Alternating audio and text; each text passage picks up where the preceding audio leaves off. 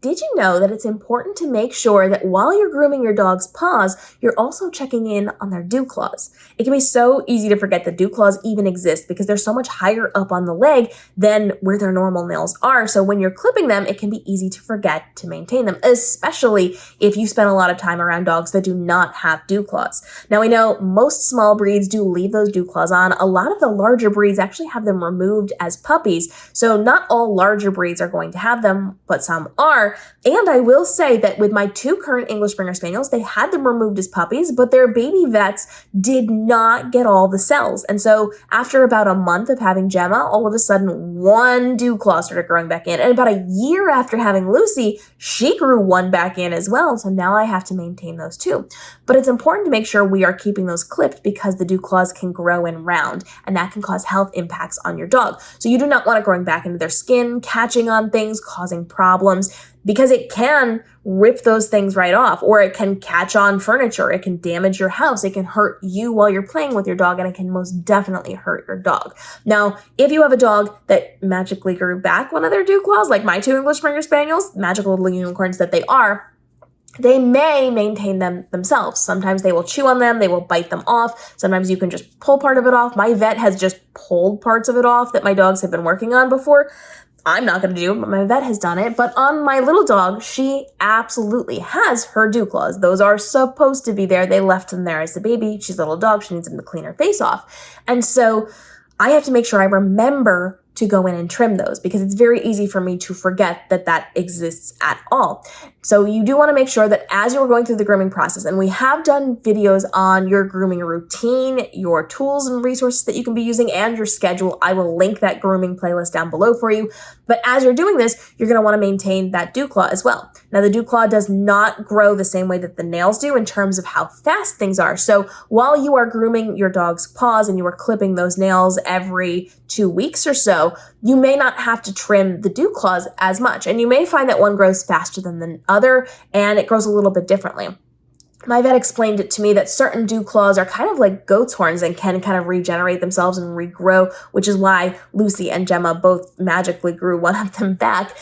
So you might have different experiences with those dew claws, and it might be a little bit harder to see the quick, so that you have to be a little more careful while you are going to be grooming those. So I do recommend if you have a dog with dew claws, have a conversation with your vet before you go in there trying to trim things, and then make sure you have a smaller pair of clippers. I like to use the guillotine clippers for my dog's nails. That works really well for all three of my dogs, but it can be a little bit harder to get in and get the right angle on Gemma's dew claw sometimes. And so with that in mind, so you may have to try different types of clippers or different angles.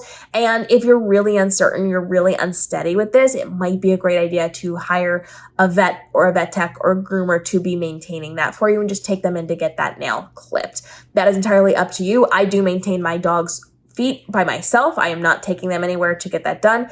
And then I'm just making sure that I'm actively watching the regrowth on their dew claws. For Ember, it's just a normal nail process. For my English Springers, it's a little bit weird because they grow in weird and wonky, and so I have to be a little more careful of those, and I make sure I stay in touch with my vet as well if something is odd or off about that. So make sure you have a plan. Make sure you actively remember to be checking those frequently and to be grooming them as you are trimming their nails so that nothing bad happens, because you don't want it catching on things, causing mobility problems, poking back into their skin, or potentially hurting you, your furniture, your carpet, people, things. You just want to be very careful because those dew claws, if not maintained properly, can be a problem. If, however, you are up on top of this and you're taking care of your dog's dew claws like we are taking care of their paws and their normal nails, you should not have any or many problems when it comes to those dew claws. Just make sure you're keeping an eye on those.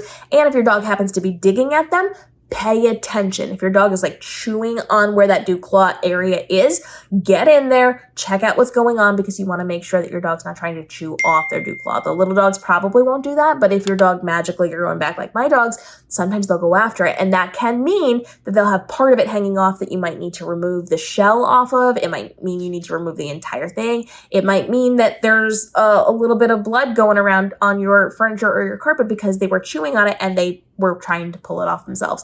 So just be mindful of it. And when they are chewing on it, get in there and investigate just to know what's going on. You don't have to take any action necessarily, but you do need to know what's happening so that you can actively be watching for signs of them pulling these things off, etc.